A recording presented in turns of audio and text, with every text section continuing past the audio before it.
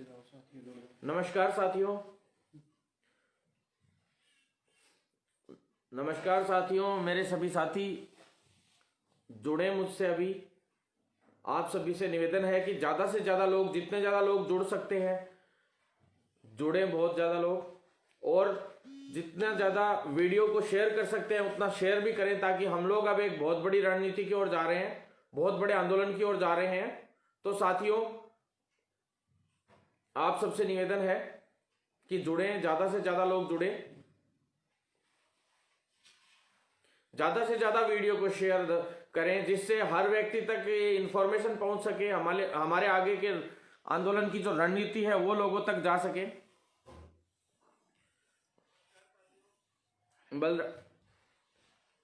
बलराम गुजर भाई नमस्कार, ओम प्रकाश मीणा भाई नमस्कार, आशीष स्वामी भाई क्रांतिकारी सलाम। आप सभी साथियों को, मेरे जितने भी भाई हैं सभी को क्रांतिकारी सलाम। और एक बड़े युद्ध की तरफ हम लोग अब तैयार हो रहे हैं, अग्रसर हो रहे हैं। तो आपसे निवेदन है कि ज़्यादा से ज़्यादा लोग जुड़े, ज़्यादा से ज़्यादा लोग वीडियो को शेयर जरूर करें, ताकि हर व्यक्ति तक हर चीज़ पहुंच सके। सबसे पहले तो नए साल पे मैंने कहा था कि एक आध तोहफा तो पक्का दूंगा, और वो सबसे बड़ा तोहफा आप लोगों के लिए तैयार हो गया है। ज़्यादा से ज़्यादा लोग शेयर करें वीडियो को, जितने भी भाई देख रहे हैं सभी के सभी ज़्यादा से ज़्यादा वीडियो को शेयर करें। सबसे पहला जो साल का जो तोहफा है 1 जनवरी से, वो हमने तैयार कर दिया है नर्सिंग छात्रों के लिए। जो नर्सिंग छात्र हैं, जितने भी पास आउट हो चुके हैं, उन सभी छात्रों के लिए मैं आप लोगों से कहना चाहता हूं कि बहुत अच्छा तोहफा दिया है। कि राजस्थान नर्सिंग काउंसिल में लगातार हमारा प्रयास चल रहा था 1.5 साल से, परंतु पूरी राजस्थान नर्सिंग काउंसिल अभी ऑनलाइन नहीं हो पा रही थी। आज 1 जनवरी से मैं धन्यवाद देना चाहता हूं रजिस्ट्रार महेश शर्मा जी को, जिनके काफी अच्छे प्रयासों से अभी कुछ समय ही हुआ है उनको रजिस्ट्रार बने हुए। लगातार रजिस्ट्रार बनते रहे, चेंज होते रहे बार बार। कभी गोविंद शर्मा जी से पहले जोगेंद्र शर्मा जी, फिर गोविंद शर्मा जी आ गए, फिर राजेश खन्ना जी, सुमंत व्यास जी आए, उनके बाद राजेश खन्ना जी आए, उसके बाद अब वापस महेश शर्मा जी आए। तो इस प्रकार से लगातार हर 5-5, 6-6 महीने में रजिस्ट्रार चेंज होते रहे। तो राजस्थान नर्सिंग काउंसिल में जो हमारा प्रयास चल रहा था कि पूरी नर्सिंग काउंसिल को ऑनलाइन करवाने का, वो ऑनलाइन का स्टार्टअप हो चुका है इस 1 जनवरी से। तो सबसे पहले तो मैं आप सभी को बधाई देना चाहता हूं साथियों, कि आप सभी लोगों तक ये पूरा पॉजिटिव एक न्यूज़ पहुंची, और हमारे प्रयासों से सफल रहा सारा काम। ऑनलाइन होने का सबसे बड़ा फायदा ये होगा कि जितने भी रजिस्ट्रेशन है वो ऑनलाइन फॉर्म भरे जाएंगे घर बैठे बैठे, और ऑनलाइन ही रजिस्ट्रेशन हो जाएंगे। उसमें कॉलेज वालों का, इन सब का ज़्यादा बड़ा रोल नहीं रहेगा, सिर्फ प्रिंसिपल के साइन करवाने होंगे। जो सर्टिफिकेट है उनको रिन्यूअल कराने के लिए भी घर से ही हो जाएगा। बहुत जल्द एक सर्टिफिकेट की जगह पे आरसी, या जैसे आधार कार्ड का एक कार्ड होता है प्लास्टिक का, उस टाइप का कार्ड जारी कर दिया जाएगा। आने वाले वक्त में वो राजस्थान फार्मेसी काउंसिल में भी करवाया जाएगा अभी, और राजस्थान मेडिकल काउंसिल में भी हम लोग करवाएंगे। सभी काउंसिल्स, जितनी पैरामेडिकल काउंसिल है उसमें भी करवाएंगे, ताकि सारा ऑनलाइन होने के बाद घर बैठे बैठे आप लोग फॉर्म भरें, ना कि कहीं पे जाके आपको लाइन लगानी पड़े। साथियों, सारा सिस्टम हम लोग ऑनलाइन करवाएंगे, जिससे मजबूती से आप लोगों के काम हो सके। घर बैठे बैठे पेमेंट कटवाओ आप लोग, जो रिन्यूअल है वो भी सिर्फ घर बैठे बैठे अपने आप वैलिडिटी बढ़ जाएगी उसकी 4 साल और 550-600 जो भी पैसा चार्ज आप लोगों का कटेगा आगे भविष्य में वो कटेगा। और अब आगे भविष्य में इसी प्रकार से ये प्रक्रिया चालू हो जाएगी। तो साथियों, चालू हो चुके हैं 1 जनवरी से ऑनलाइन रजिस्ट्रेशन का पूरा काम शुरू हो गया है। ऑनलाइन फॉर्म का भी अब काम शुरू हो गया है लगभग। अब आगे के जितने फॉर्म है उनको भी ऑनलाइन लेने का है, तो घर से बैठे बैठे आप फॉर्म भर सकते हैं। कॉलेजों से जो आप लोगों से फॉर्म फीस एक्स्ट्रा ले ली जाती थी, कई चीजें कर ली जाती थी बीच में, जो कॉलेजों से छोटी मोटी दलालियां होती थी, वो सब बंद हो जाएगी। और बहुत जल्द मैं चाहता हूं अभी रिजल्ट भी इस बार से आगे से जो आए वो ऑनलाइन आए, जिससे जैसे जीएनएम की मार्कशीटें हैं वो 1 महीने 10-10, 15-15, 20-20 दिन बाद वो मार्कशीटें पहुंचती हैं, तब जाके विद्यार्थियों को पता चलता है कि हम लोग पास हो गए, पर कौन कौन से सब्जेक्ट में पास हुए ये तब जाके पता चलता है जब मार्कशीट आती है। तो साथियों, इस प्रकार की जो समस्याएं थी उनका समाधान तुरंत प्रभाव से हम करवा दिया है हमने। अब साथियों, मैं मुख्य मुद्दे पे आ जाता हूं, कम्युनिटी हेल्थ ऑफिसर की जो भर्ती है उसके लिए तो कम्युनिटी हेल्थ ऑफिसर की भर्ती के लिए मैं आपसे बात करना चाहता हूं। लगातार हमारा जो संघर्ष चल रहा था कम्युनिटी हेल्थ ऑफिसर की भर्ती के लिए, उसमें 5500 की फाइल हम लोग करवा के लाए। इतनी मेहनत करके उस फाइल को 2 टुकड़ों में इन्होंने विभाजित कर दिया सरकारों ने, और हालात ये पैदा कर दिए कि बार बार कई चरणों में इस भर्ती को करवाने का प्रयास हुआ। लेकिन काफी समय से, जब सबसे पहले हमने आंदोलन किया था सीएचओ की भर्ती के लिए कि भर्तियां निकालो, सबसे पहले स्टार्टिंग में भर्तियां अपनी राजस्थान से ही शुरुआत हुई थी, लेकिन इस भर्ती को रोक दिया गया। काफी जो केंद्र की भर्तियां थी, एक तरीके से एनएचएम जो है वो पूरा का पूरा विभाग है वो केंद्र का है, और उसके अंदर टोटल जो पेमेंट आता है, जो बजट आता है सरकार का, तो केंद्र से 60% बजट होता है और 40% राज्य सरकार उसमें बजट देती है। नेशनल हेल्थ मिशन जो प्रोग्राम है एनएचएम के अंडर में ये सीएचओ की भर्तियां होती हैं, और उसमें 60% जो पैसा होता है वो केंद्र सरकार देती है और 40% पैसा उसके अंदर राज्य सरकार देती है। लेकिन इनकी आपसी लड़ाई के पेच में जो कम्युनिटी हेल्थ ऑफिसर की जो भर्ती हमारी फंसी पड़ी थी, बहुत बुरे हालात हो गए थे साथियों। मैं आप सबसे इतना ही कहना चाहता हूं कि आपने निरंतर हमारा साथ बनाए रखा, इतना साथ दिया, इससे हम लोग इस भर्ती की एक और फाइल करवा लाए, 5500 की एक भर्ती और करवा के लाए। उसको इसी में इसलिए जुड़वा दिया क्योंकि मुझे पता था कि कम्युनिटी हेल्थ ऑफिसर की भर्ती में अगर 5500 की फाइल हम नहीं जुड़वाते तो आने वाले शायद 2 साल में, 3 साल में भी ये भर्तियां नहीं हो पाती। 2310 के अंदर 5500 इसीलिए जुड़वाई, जबरदस्ती जुड़वाई, क्योंकि आने वाले भविष्य में इन भर्तियों को, जैसे आज 2310 ही अटकी पड़ी है तो 5500 की एक और फाइल ये लोग अटका देते। तो इस प्रकार से, और 5500 के भी इन्होंने 2 टुकड़े कर दिए, कभी 4000 का फाइनेंस। अरे भैया, तुम लोगों को बजट ही नहीं देना पड़ रहा है, फिर आप लोग बार बार इन भर्तियों को अटका क्यों रहे हो भाई? केंद्र का पूरा बजट आया है, ये तो जितनी तनख्वाहें दे रहे हैं, ये सारी जो केंद्र से तनख्वाह आ रही है, जो केंद्र का बजट आ रहा है, उसमें से भी काट पीट के दे रहे हैं। अब एनएचएम 2016 में कई साथी मेरे लगे हुए हैं बेचारे, जो परेशान हैं, जिनको 6952 रुपए केवल तनख्वाह मिल रही है। आप देख लीजिए, केंद्र से 26,800 के हिसाब से जो सैलरी है उसके हिसाब से आ रही है, और उसका 60% पैसा केंद्र से आ रहा है। तो उसका 60% 18,000 के आसपास, 17-18,000 रुपए सैलरी कम से कम केंद्र से आ रही है। उसके इनको सिर्फ 7,000 रुपए दे रहे हैं। मतलब ये बहुत दुर्भाग्यपूर्ण है। नर्सिंग ट्यूटर और पीएचएन है तो उनकी केंद्र से 36 हजार रुपए सैलरी आ रही है, 35-36 हजार रुपए सैलरी आ रही है। उसके बावजूद उन लोगों को आज जो सैलरियां मिल रही है वो सिर्फ 14,000 स्टार्टिंग, मतलब एक एमएससी नर्सिंग, और वो उसके बाद 5 साल का एक्सपीरियंस उसमें मांगा गया था। इतना जबरदस्त क्वालिफाइड व्यक्ति, उसको सिर्फ 14,000 रुपए सैलरी लोगों का देना बहुत दुर्भाग्यपूर्ण है। इसलिए सरकारों ने पूरी लूट मचा रखी है। चिकित्सा मंत्री जी ने और जो मुख्यमंत्री जी, उन्होंने जितना पैसा इसमें, ये कोरोना जो काल आया है ना, आज तक का सबसे बड़ा कोरोना घोटाला है ये एक तरीके से। तो साथियों, हम लोगों को मुख्य मुद्दों से भटका दिया जाता है और हम लोग अलग अलग चीजों में डिवाइड होके और आपस में ही लड़ते रह जाते हैं। पूरी दुनिया इस प्रकार से लड़ते लड़ते और ये अपना काम खराब कर लेती है, जबकि इन लोगों ने बढ़िया लूट मचा रखी है। और इन लोगों ने लूट मचा रखी, जो तो मचा रखे, लेकिन जो अभ्यर्थी आज बेरोजगारी में आज इन लोगों ने पास आउट कर करके भेज दिए हैं, जो हालात लोगों ने, उस हालात का सामना करना भी एक बहुत बड़ी बात है साथियों।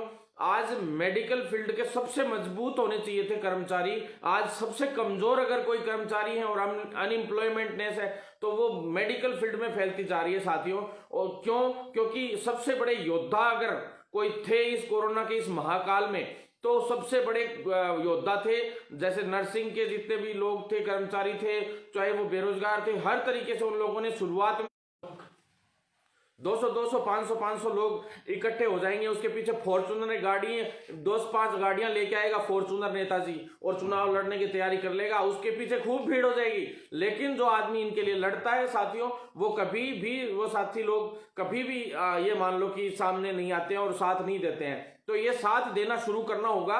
कम्युनिटी हेल्थ ऑफिसर के लिए मैं आप लोगों से कहना चाहता हूं कि ये एक बहुत ही मजबूत अपन सभी का एक सिस्टम था कि आज 7810 भर्तियां 2010 से बेचारे जो बेरोजगार इंतजार कर रहे थे जिन भर्तियों का, वो लगातार इन भर्तियों का इंतजार कर रहे थे और उनको करवाने में हम लोग सक्षम हुए हैं और लगभग ये भर्ती पूर्ण होने को है। अभी कई लोग यूं कह रहे थे कि भाई 2-3 नेताओं को बुलाने की भी कह रहे थे कि भाई उनको नेताओं को बुलाइए, जैसे डॉक्टर साहब को, डॉक्टर किरोड़ी लाल जी को, सभी का हम सपोर्ट लेते हैं, वक्त आने पे लेते हैं। लेकिन साथियों, हम नहीं चाहते कि ये वैकेंसी पूरी तरह से राजनीतिक हो जाए, मतलब कांग्रेस बीजेपी का फिर से इसमें मामला उलझ के रह जाए। साथियों, हम आपका भाई किसी से कम नहीं है, ये बड़े बड़े नेता हैं जितने भी, उनसे खुद से आप जाके पूछ सकते हो कि जिस मुद्दे को लेके हम कूदते हैं उस मुद्दे में अगर हम लोग जीत नहीं ला सकते तो ये मान लो कि कोई भी जीत कर आ भी नहीं सकता। साथियों, अब मैं आपसे कहना चाहता हूं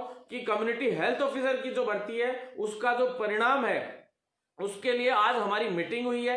आज नरेश ठकराल जी से लगातार बात भी हुई है, राजेश मीणा भाई और कई लोग मेरे साथ थे वहां पे उस वक्त, और सारी वार्ता हुई है। अंदर मैं लेके गया हूं सभी को, कई लोग, आशुतोष जी थे, तो ये लोग सभी लोग मेरे साथ थे उस वक्त और सारी बातें हुई हैं, उन्होंने सारी बातें सुनी है। साथियों, जो नरेश ठकराल जी हैं उन्होंने एक ही बात कही थी आज, उन्होंने हाथ जोड़ के साफ साफ ये कहा है कि हम आपको ये गारंटी दे रहे हैं कि अगर एक भी भर्ती में गड़बड़ी, मैंने साफ ये कहा कि साहब इस भर्ती में बार बार अफवाहें आ रही हैं, आप लोगों पे भी नाम लग रहे हैं, सभी लोगों पे नाम लग रहे हैं कि इस प्रकार की घटना हो सकती है कि इसमें ओएमआर शीट का घपला हो रहा है या कुछ और घपला हो रहा है। इस प्रकार के घपले सुनने में आ रहे हैं बहुत ज्यादा। अभी तक कोई ऐसा व्यक्ति नहीं मिला है कि जिसने पैसे दे रखे हैं और उसने किसी ने काम दे रखा है। हालांकि 2-3 लोगों के मैंने रोल नंबर भी दिए थे, नाम भी दिए थे, चेक भी करवाए हम लोगों ने कि इस प्रकार का कोई है क्या मामला, तो उन लोगों में अभी ये लोग जांच करवा रहे हैं। और कोई भी व्यक्ति जो पोस्ट डालता है स्पेशली फेसबुक पे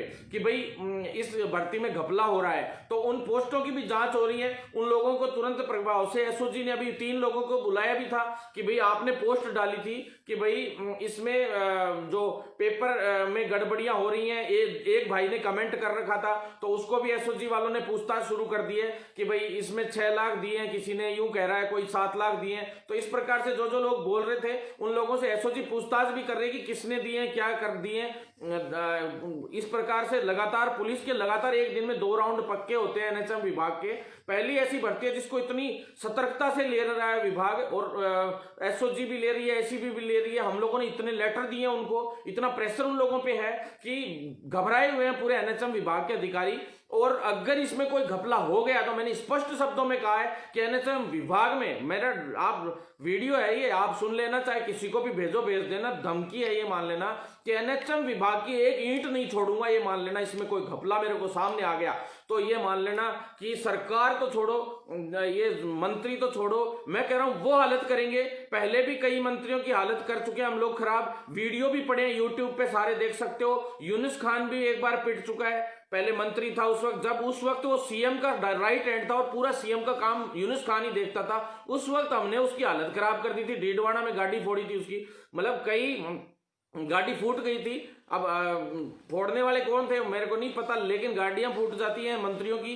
पहले कई राजेंद्र राठौड़ साहब को सीकर में लपेटा था, वहां पंचायती राज विभाग में उनको घेर लिया था, उनको बैठने नहीं दिया था हम लोगों ने। इतने बड़े बड़े मंत्रियों की जब हालत खराब कर दी, तो यूट्यूब पे पड़े हैं साथियों सारे वीडियो, आप देख लेना। सीएम हाउस के अंदर यूनुस खान साहब बैठे और उनको घेर के मैं खड़ा हूं और उनकी ऐसे तैसे ढंग से कर रखी है मैंने। यूट्यूब पे वीडियो ही पड़ा है मेरा पीछे का, आप लोग देख सकते हैं। हालत इनकी बहुत जल्द खराब करेंगे, आप टेंशन मत लो। मैं आप सबसे इतना ही कहना चाहता हूं कि जितने भी साथी सीएचओ के रिजल्ट का वेट कर रहे हैं साथियों, उसकी कारण बता देता हूं। आज हमें नरेश ठकराल सर ने पूरी बातें बताई हैं। उन्होंने कहा कि ज्यादा चीजें मैं नहीं बता सकता क्योंकि कॉन्फिडेंशियल चीजें हम आप लोगों के सामने नहीं रख सकते, लेकिन बहुत जल्द इसका रिजल्ट आने वाला है साथियों। साफ उन्होंने ये कहा है हमसे, उन्होंने 7 वर्किंग डेज मांगे थे, 7 वर्किंग डेज पूरे हो गए थे।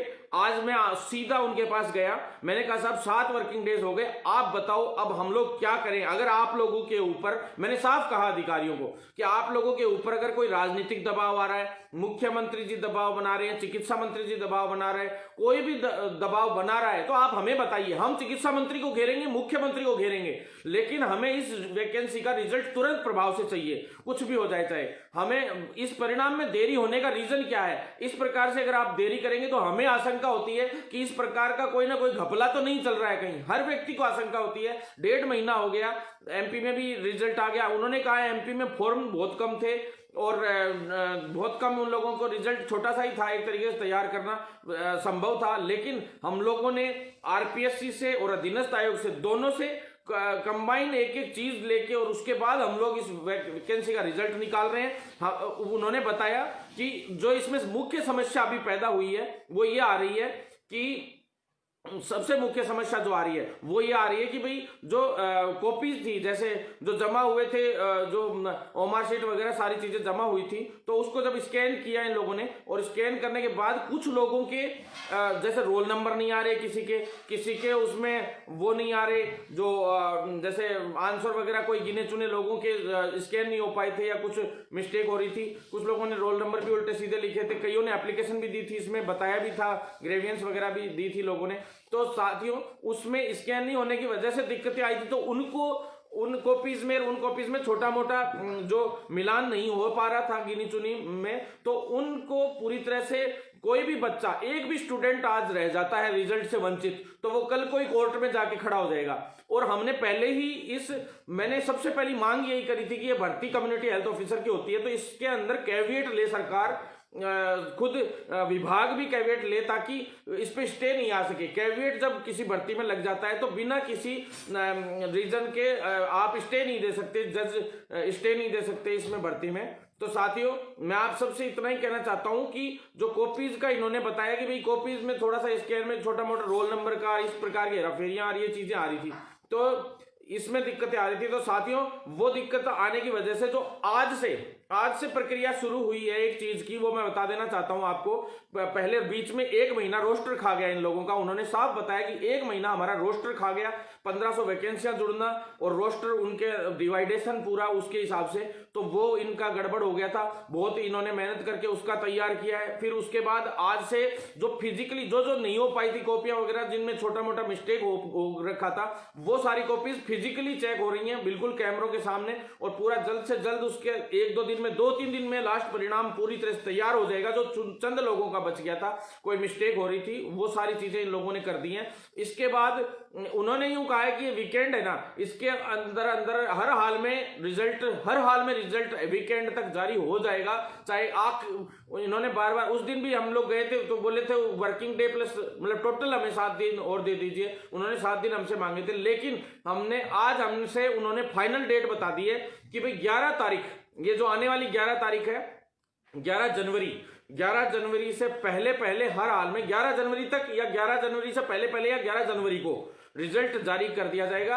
और 11 जनवरी को अगर आप लोगों का रिजल्ट नहीं आता है तो मैंने साफ शब्दों में उनको कह दिया है कि अगर हमारे छात्रों का, हमारे अभ्यर्थियों का, जो बेरोजगार इंतजार कर रहे हैं इन भर्तियों का की परिणाम का, जल्द से जल्द अगर 11 जनवरी तक लास्ट रिजल्ट नहीं आता तो हम 12 जनवरी को सिविल लाइन फाटक की चढ़ाई कर रहे हैं। साथियों मैं आपको डेट भी पहले ही बता देना चाहता हूं, 12 जनवरी को, लगभग 12 या 15 को। क्यों? क्योंकि 12 जनवरी का तो है मंगलवार, और साथियों बुधवार और बृहस्पतिवार की छुट्टी है 13 और 14 जनवरी की, और 15 जनवरी को या तो हम शुक्रवार को घेराव करें सिविल लाइन फाटक का, वहीं बैठ जाएं जब तक रिजल्ट नहीं डालें, या 12 को। तो साथियों इन 2 डेट में से एक आप लोग डिसाइड करके बता दें सभी, मैं जैसा आप लोग बोलेंगे उस तरह से मैं तैयार हूं।